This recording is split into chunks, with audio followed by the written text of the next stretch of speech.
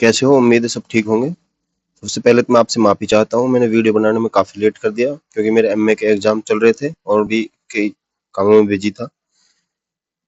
तो हमारी अब तक 3 क्लास हो चुकी हैं, सूचना प्रौद्योगिकी उपकरण और टूल्स की। अब ये हमारी चौथी क्लास है और हमारी ऐसे कंटिन्यू क्लास लगी रहेंगी, थोड़ा बहुत गैप हो सकता है किसी कारणवश, अन्यथा हम कंटिन्यू ऐसी क्लास करते रहेंगे। तो चलते हैं बिना किसी देरी किए। तो आज है हमारा topic internet, IP address, search engine, web browser, email, protocol, virus, antivirus. इसके बारे में हमने संक्षिप्त में पिछली वीडियोस में भी पढ़ लिया था, लेकिन हम अब थोड़ा डीपली पढ़ेंगे, जो हमारे पेपर के दृष्टि से बहुत ही महत्वपूर्ण होने वाला है। तो बिना देरी के शुरू करते हैं। Internet, IP address, search engine, web browser, email, protocol, virus, antivirus. सबसे पहले हम समझ लेते हैं इंटरनेट क्या है। इंटरनेट ऐसी तकनीकी है, ऐसी सुविधा है जिससे हम किसी भी कार्य को आसानी से कर सकते हैं। मतलब सॉफ्टवेयर कार्य को, हार्डवेयर कार्य को, या फिर कोई भी संसाधन की प्राप्ति आसानी से कर सकते हैं। इंटरनेट से हम कोई भी शॉपिंग ऑनलाइन कर सकते हैं, कोई भी चीज का सॉल्यूशन ऑनलाइन देख सकते हैं, वीडियोस वगैरह देख सकते हैं, अपने वीडियोस वगैरह शेयर कर सकते हैं, किसी को फोटो सेंड कर सकते हैं, कोई भी चीज हम फॉर्म भर सकते हैं, अपना कोई भर्ती ज्वाइनिंग का लेटर डाउनलोड कर सकते हैं। तो उसमें क्या क्या होने वाला है, इंटरनेट में आईपी एड्रेस होने वाला है, किसी भी वेबसाइट होने वाली है, जैसे ये आईपी एड्रेस है इस डॉक्यूमेंट्स का, जो मेरा डॉक्यूमेंट्स है। और उसके साथ सर्च इंजन होने वाला है, ये सर्च इंजन है, इसमें गूगल भी हो सकता है, मोजिला फायरफॉक्स, कोई भी हो सकता है सर्च इंजन। और वेब ब्राउजर होने वाला है, वेब ब्राउजर ये पूरा ब्राउजर जिसमें ये मैंने ओपन कर रखा है। एक ईमेल आईडी, ईमेल होने वाली है, ईमेल में ईमेल आती है और मैसेज सेंड होते हैं, रिसीव होते हैं, जैसे व्हाट्सएप पे छोटे मैसेज होते हैं, ईमेल पे लंबे जिंदगी के लिए, लंबे टाइम के लिए सेव कर सकते हैं हम। एक प्रोटोकॉल होता है, इसकी सिक्योरिटी होती है कोई, जैसे ये प्रोटोकॉल है, इसमें हम ये you viewed local and share file, ये हमारा प्रोटोकॉल हो गया। एक होता है वायरस एंड एंटीवायरस। वायरस होता है ये बग होता है, और एंटीवायरस जो बग को दूर करता है।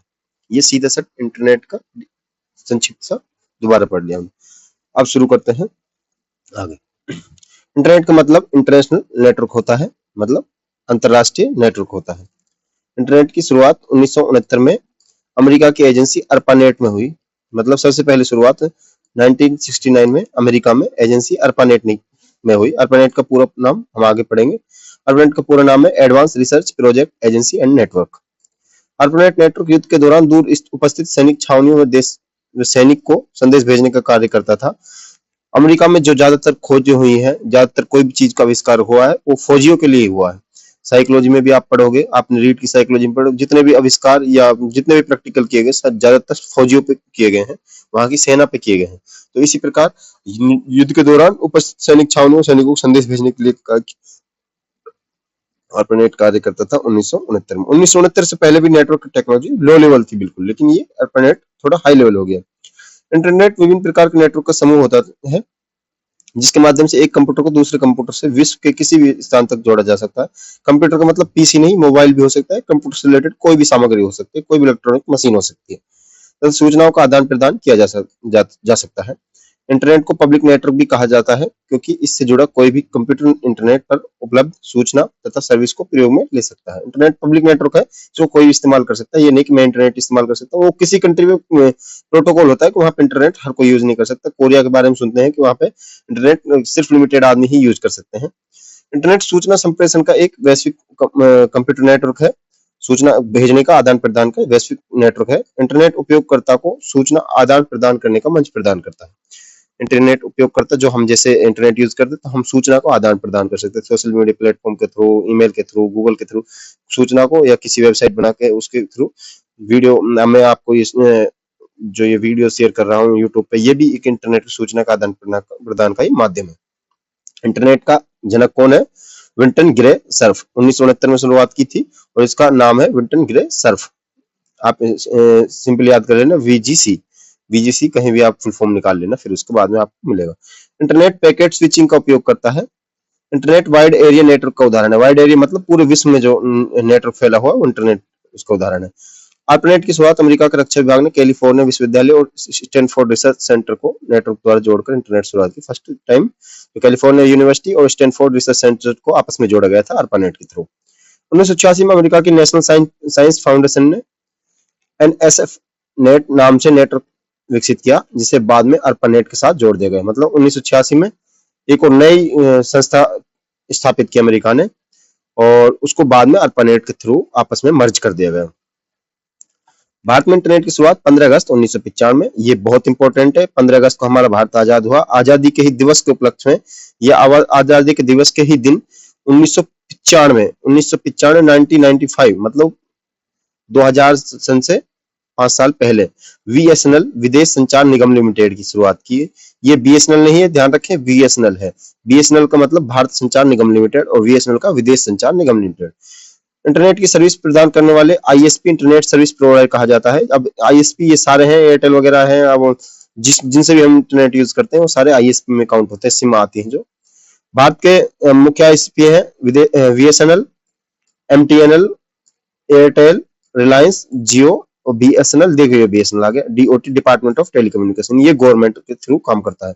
ये 1 नंबर, 3 नंबर और 4 नंबर ये बहुत इंपॉर्टेंट हुआ, और 2 नंबर ये गवर्नमेंट का सिटीजन्स के लिए है, ये इंपॉर्टेंट होना। ये प्राइवेट कंपनी एयरटेल, रिलायंस, जियो, जो अभी सबसे ज्यादा रनिंग में है। इंटरनेट में किसी भी प्रकार का सेंट्रलाइज कंट्रोल नहीं है, इसका किसी के पास कंट्रोल नहीं है। हाँ, अगर सरकार आप चाहती है तो लिमिटेड एरिया का इंटरनेट बंद करवा सकती है, सीज करवा सकती है, लेकिन उसमें भी वाईफाई वर्किंग होते हैं। इंटरनेट का मेन प्रोटोकॉल TSP या IP होता है, जो मैंने बताया था। IP ये एड्रेस है, इसको TSP एड्रेस भी बोलते हैं। TSP IP मॉडल का विंट सर्फ और BOB काहन ने बनाया। ये व्यक्तियों का नाम है, इन्होंने सबसे पहले इनका मॉडल बनाया था। IP एड्रेस, दो या दो से अधिक कंप्यूटर के बीच डाटा भेजने और प्राप्त करने के लिए एक एड्रेस की आवश्यकता होती है, जिसे IP एड्रेस कहा जाता है।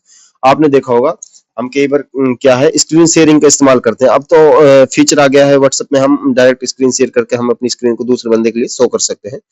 अगर इससे पहले स्क्रीन शेयरिंग के एप्लीकेशन आते हैं अगर अलग अलग, तो उनमें IP एड्रेस की जरूरत पड़ती है। एक उसमें एक नंबर दिखाई देता है, दूसरे में हम उसको सेव करते हैं तो उसकी स्क्रीन हमारे सामने आने लग जाती है। हम किसी भी स्क्रीन को ऐसे देख सकते हैं, वो IP एड्रेस में ही काउंट होता है। और हम किसी एग्जाम देने जाते हैं, वो भी IP एड्रेस होता है, वहाँ फिक्स एक IP एड्रेस लॉक कर दिया जाता है, जिसके अलावा हम कुछ नहीं खोल सकते। तो ऑनलाइन एग्जाम फिर उसमें IP एड्रेस ही होता है, जो मेन काम करता है इंटरनेट का, वो IP एड्रेस के थ्रू होता है। और एक IP एड्रेस में सिर्फ एक यूजर काम कर सकता है। IP एड्रेस एक ऐसा एड्रेस जो इंटरनेट या स्थानीय नेटवर्क पर एक कंप्यूटर या उपकरण की पहचान करता है। मतलब मैं ये बताया था, एक कंप्यूटर या एक यूजर ही काम कर सकता है उसमें। किसी नेटवर्क में किसी विशेष कनेक्शन के लिए IP एड्रेस को RARP reverse address resolution protocol द्वारा प्राप्त किया जा सकता है। IP एड्रेस के प्रकार पब्लिक IP और प्राइवेट IP। पब्लिक IP ऐसी जो IP प्राइवेट कहा जाते हैं, पब्लिक ये इतने रटने की जरूरत नहीं है। ये प्राइवेट और पब्लिक कोई इतना रटने की जरूरत नहीं है। IP एड्रेस के संस्करण है IPv4 और IPv6, ये 2 संस्करण हुए हैं अभी तक, IPv4 और IPv6। इनकी ये पढ़ने की कोई जरूरत नहीं है।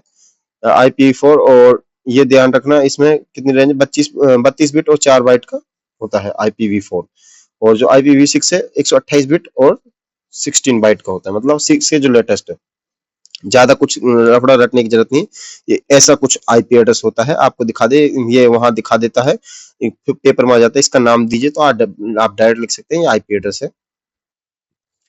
अब आता है MAC एड्रेस या मैक एड्रेस। किसी भी डिवाइस का भौतिक एड्रेस मैक एड्रेस होता है। ये फिजिकल जो बोर्ड होता है उसका एड्रेस होता है एक फिक्स। जैसे मोबाइल में IMEI नंबर वगैरह होते हैं, कंप्यूटर में सीरियल नंबर होता है, आईफोन में भी एक नंबर होता है, तो ये सारे मैक एड्रेस में आते हैं। ये सारे नंबर्स होते हैं जो सीरियल नंबर, IMEI वगैरह, ये सारे मैक एड्रेस में आते हैं।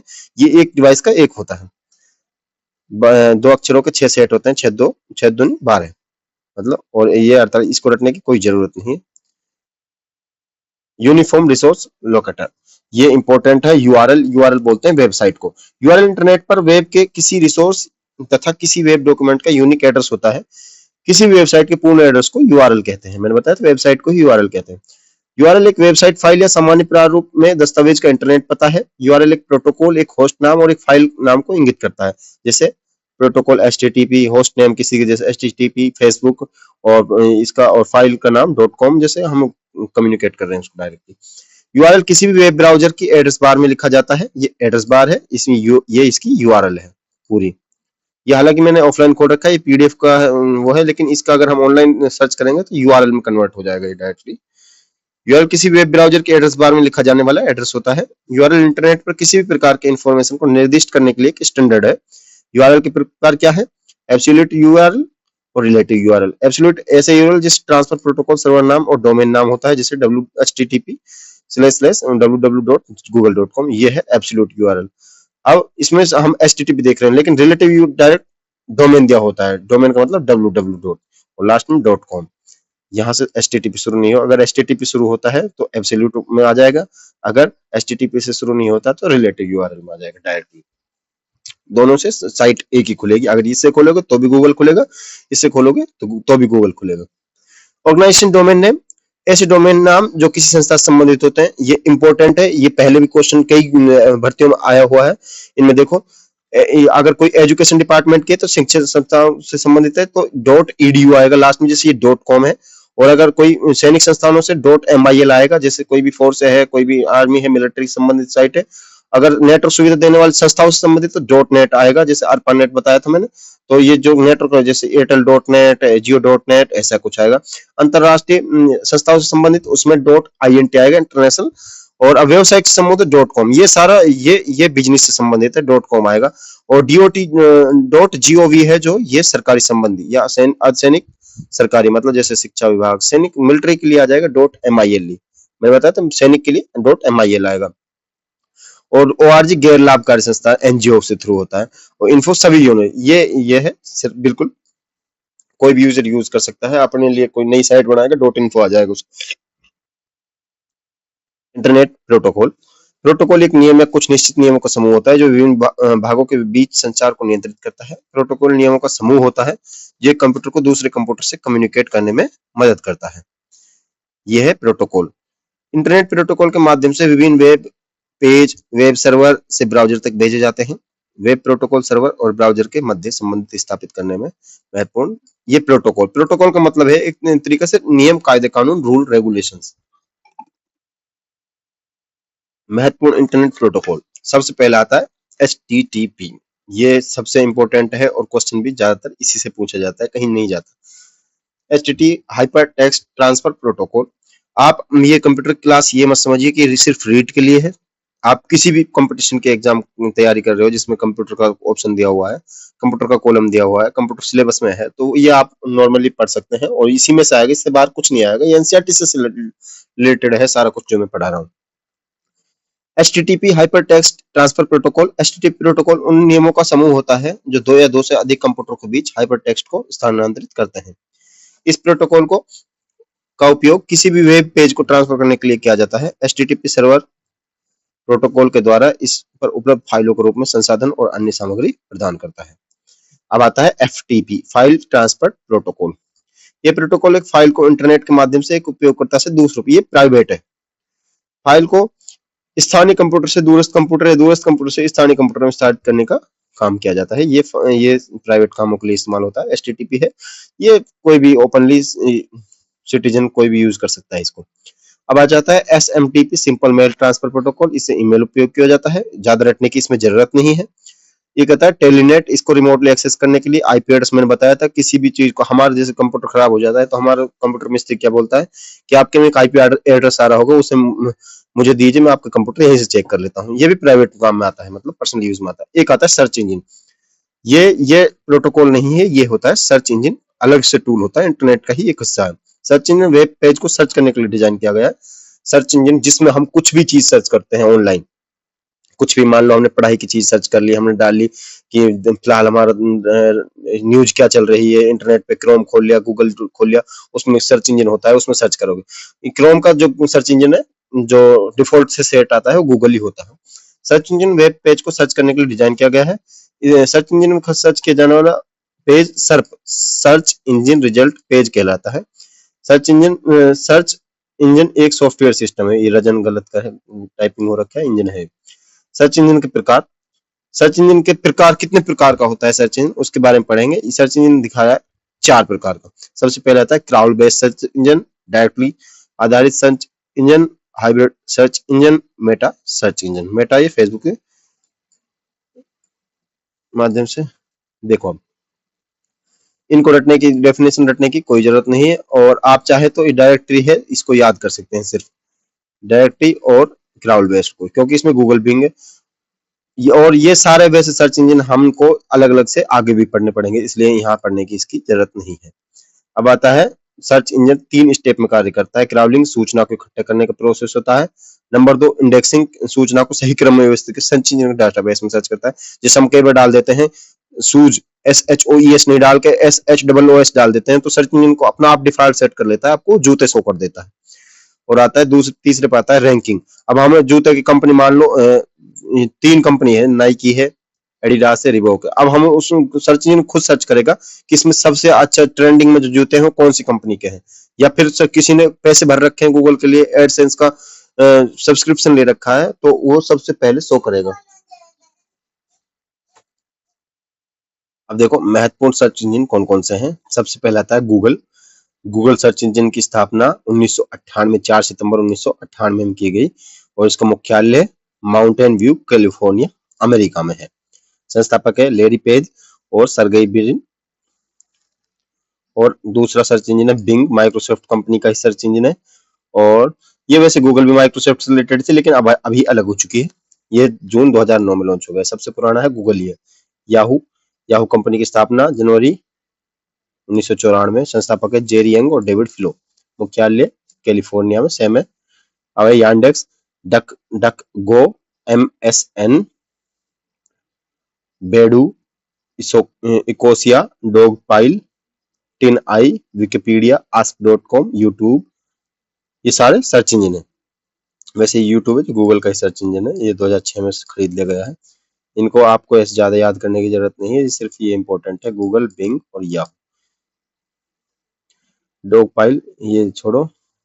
अब आता है एस्ट्राविटा, हॉटव्यूट, वेब काउलर, एक्साइट, लाइकोस, मैगीलेन, खोज, रेडिफ, ये सारी इंटरनेशनल सर्च इंजन है, इनको रटने की कोई जरूरत नहीं है। सबसे पहले आपको गूगल, बिंग और याहू को रट लीजिए, याद कर लीजिए की बात है। भारत के प्रमुख सर्च इंजन है रेडिफ.com, इंडियनवेब.com, वेबिन.com, hotmail.com, खोज.com, 123india.com।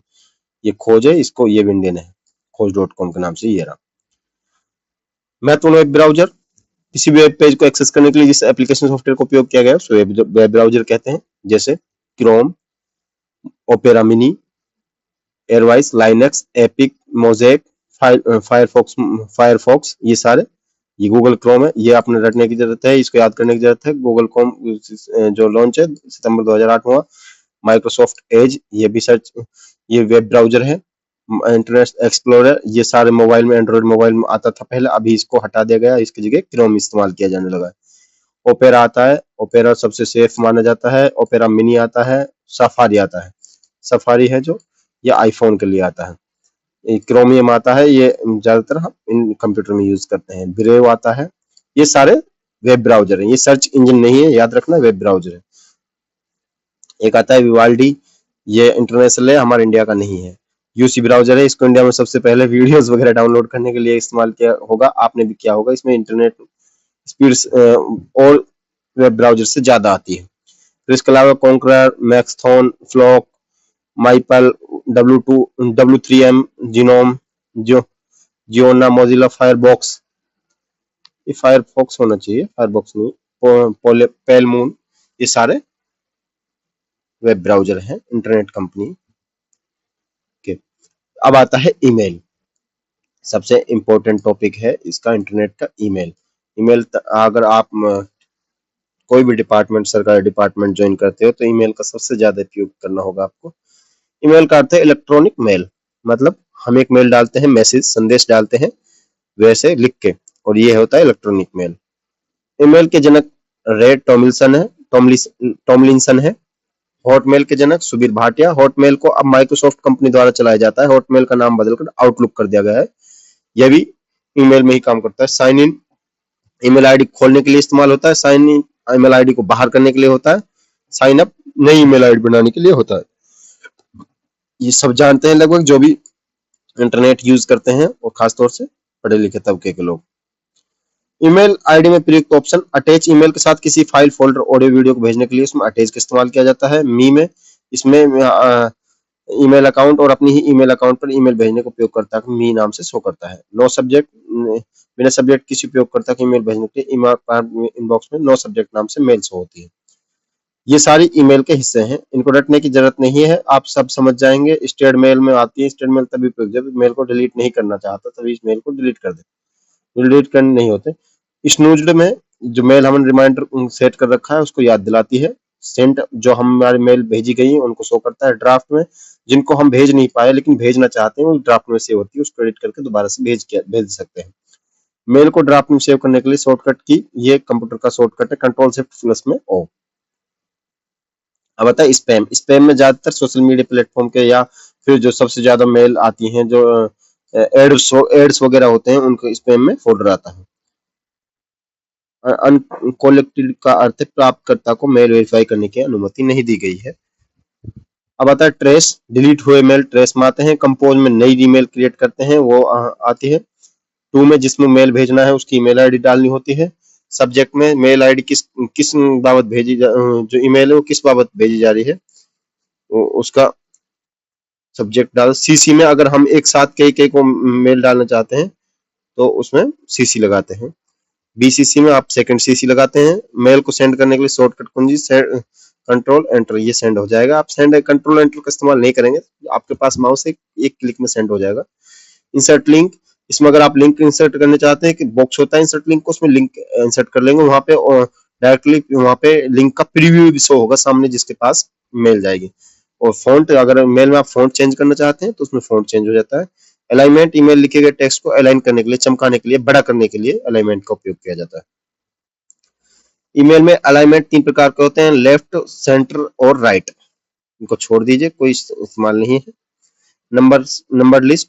टेक्स्ट के आगे नंबर लगाने के लिए उपयोग किया जाता है, कंट्रोल शिफ्ट और 7 से। नंबर लिस्ट और कुंजी है। अब इसको आप रटो या ना रटो वो आपकी मर्जी है, एग्जाम की दृष्टि से इतना महत्वपूर्ण नहीं है। ईमेल में उपयोग protocol SMTP, simple mail transfer protocol, ये इंपॉर्टेंट है। ईमेल में कौन सा प्रोटोकॉल इस्तेमाल होता है? SMTP, simple mail transfer protocol.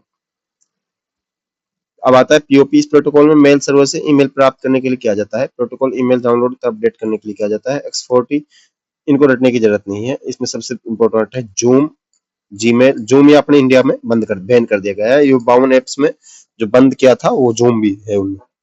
अगर इंडिया में कोई भी सरकारी कर्मचारी जूम का इस्तेमाल करता हुआ पकड़ा जाता है तो उसके खिलाफ सख्त से सख्त कार्रवाई की जाएगी, सरकार का निर्देश है। जीमेल है, इंडिया इस्तेमाल करता है। इसमें 50 MB की फाइल भेज सकते हैं, 15 GB डाटा स्टोर कर सकते हैं। एक गूगल मीट है, इसमें कोई भी मीटिंग वगैरह आपकी संस्था की या सरकारी संस्था की मीटिंग हो सकती है। 2017 में लॉन्च किया गया है और इसको वीडियो कम्युनिकेटिव सर्विस कहते हैं। इसमें क्लास वगैरह भी आती है। देखो 2012 में जूम लॉन्च किया गया था, उसके बाद में 2017 में गूगल मीट लॉन्च किया गया। ये जूम है, ये आप इसको कंफ्यूज मत होना, ये गूगल कंपनी का नहीं है। जूम एक थर्ड पार्टी अलग से कंपनी है, उसका ही ये सॉफ्टवेयर है, क्लाउड मीटिंग सॉफ्टवेयर है ये भी। अब आता है वायरस। वायरस क्या है? हमने सुना बहुत है यार, फला चीज में वायरस आ गया, फला चीज में वायरस आ गया। तो वायरस क्या है आज समझते हैं डीपली। वायरस कंप्यूटर में होने वाला एक द्वेषपूर्ण प्रोग्राम होता है, मतलब गड़बड़ी वाला प्रोग्राम होता है, जो कंप्यूटर के सामान्य संचालन में बाधा उत्पन्न करता है या कंप्यूटर को हानि पहुंचाता है। वायरस का पूरा नाम है vital information resource under seize. ये रटने का है, याद करने का है। Vital information resources and under seize, मतलब सीज से वैसे समझे, मतलब बंद कर देता है, कंप्यूटर को खराबी आ जाती है, तकनीकी खराबी पैदा कर देता है। 1949 में पहली बार जॉन वॉन न्यूमैन ने सेल्फ रिप्लिक्टिंग प्रोग्राम बनाया था जो अपने आप बढ़ता था। 1970 में बॉम्ब थॉमस ने क्रीपर नामक वायरस बनाया था। देखो ये भी इंसान द्वारा इजाद की गई चीज है। क्रीपर वायरस को हटाने के लिए रीपर एंटीवायरस बनाया है। देखो उसी का खुद ने ही बीमारी पैदा की और खुद ने उसके इलाज बनाया। अब ये मार्केट में पैसा कमाने की टेक्निक है, खुद ही बीमारी पैदा करो और खुद ही उसका इलाज। जैसे चाइना ने कोरोना वायरस फैलाया और उसका इलाज भी खुद नहीं बनाया, कोरोना वायरस का एंटीडोज बनाया था। सबसे पहला पीसी वायरस, ये वापरस नहीं वायरस है, एल्क क्लोनर था। सबसे पहला लाइनक्स वायरस BISS माना जाता है। आपने देखा होगा आपके पहले मेमोरी कार्ड होते थे, उनमें सबसे ज्यादा वायरस आ जाते थे और मेमोरी कार्ड खराब हो जाता, और वायरस ऐसे होते थे, आपने आज देखा सिंगल दिखा रहा है और कल के है तो 20 30 25 एक साथ 100 होने लगते थे। मतलब ये वायरस है, ये ऑटो क्लोनर होता है। इसमें मतलब ये अपने आप बढ़ता जाता है एक बीमारी की तरह। प्रमुख वायरस माइकलेंजिलो डिस्कवासर सीब्रेन, ये प्रमुख वायरस है। मेग जेरूसलेम, ये वायरस केवल शुक्रवार को ही सक्रिय होता है। मतलब देखो कितना इंपॉर्टेंट वायरस है। कोलंबस, इसे डाटा क्राइम के नाम से भी जाना जाता है। ये कोलंबस भी वायरस का नाम है। अब आगे है कंप्यूटर में वायरस के प्रकार। वायरस कितने प्रकार के होते हैं? ये होता है बूट वायरस, सेक्टर वायरस। वैसे ही काउंटिंग फिक्स नहीं है, वायरस कितने प्रकार के भी हो सकते हैं, लेकिन अनलिमिटेड है, तो कुछ लिमिटेड हम पढ़ लेते हैं। Boot sector virus, rootkit virus, partition table virus, file virus, ये किसी फाइल को नुकसान पहुंचाते हैं। मैक्रो वायरस, ईमेल वायरस, ये सबसे इंपॉर्टेंट है, ईमेल को प्रभावित करता है, आपका डाटा पूरा खा जाता है। पॉलीमॉर्फिक वायरस, बस इतना याद रखना है, इनको ज्यादा याद रखने की जरूरत नहीं है। एंटीवायरस होता है जो वायरसों को भगाने का काम करता है, जैसे हम कोई भी एंटीडोज लेते हैं तो उस बीमारी को खत्म करने का काम करता है, उसी प्रकार एंटीवायरस है जो किसी भी वायरस को खत्म करने का काम करता है। तो एंटीवायरस है प्रोग्राम होता है जो वायरस को नष्ट करता है, कंप्यूटर सिस्टम को गति प्रदान करता है। सबसे इंपॉर्टेंट है Avira, Augusta, Avast, bit defender, पांडा, क्विक हिल, नॉर्टन, ये सबसे ज्यादा इंडिया में पॉपुलर है। उसके बाद में एवेस्ट का एंटीवायरस ज्यादा पॉपुलर है, और ये सारे मैंने तो सुने नहीं है, पहली बार सुन रहा हूँ। अब आता है Microsoft Office, MS Word, MS Excel, MS power point.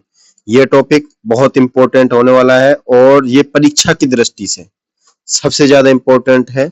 REET में सबसे ज्यादा क्वेश्चन पिछली बार भी इसी से आए थे, और आपकी बार भी उम्मीद है कि इसी से सबसे ज्यादा क्वेश्चन आएंगे। इसलिए हम इस क्लास को यहीं पे विराम देते हैं, और अगली क्लास में इसको डीपली पढ़ेंगे। और आप हमारे साथ जुड़े रहिए, हमारे चैनल को सब्सक्राइब कर लीजिए, हम आपके लिए ऐसी वीडियो लाते रहेंगे। और इम्पोर्टेंट सब्जेक्ट की जो राजस्थान जीके है, और उसकी क्वेश्चंस भी करवाएंगे, और कंप्यूटर के क्वेश्चंस भी करवाएंगे। अभी आईसीटी भी पूरी करवानी है आपकी, उसके बाद में आपको शैक्षिक परिदृश्य का कंप्लीट कोर्स यहीं पे होने वाला है। आप रुके रहिए, बने रहिए हमारे साथ, हमारे चैनल को सब्सक्राइब कर लीजिए, और हमारे टेलीग्राम चैनल है जो, उससे जुड़ जाइए, उसकी लिंक आपको मेरे इसी वीडियो के डिस्क्रिप्शन में मिल जाएगी। धन्यवाद, आपका दिन शुभ हो।